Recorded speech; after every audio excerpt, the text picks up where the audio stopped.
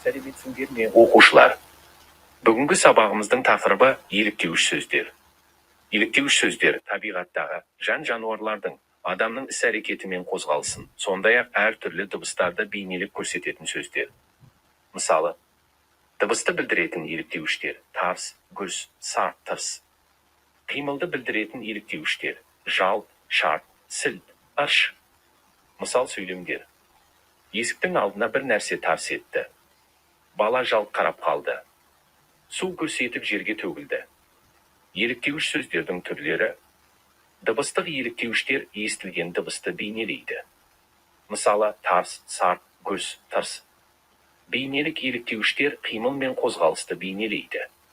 Мысалы, жалт, шарт, сілт, ырш. Есте сақта. Еліктеуіш сөздер жиі қайталанып айтылады. Мысалы, тарс-тұрс, жалт-жұлт, гүрс-гүрс. Қорытынды. Еліктеуіш сөздер қимыл мен дыбысты әсерлі жеткізетін көркем сөздер. Сұрақтар. Еліктеуіш сөз дегеніміз не? Еліктеуіш сөздің неше түрі бар? Мысал келтір.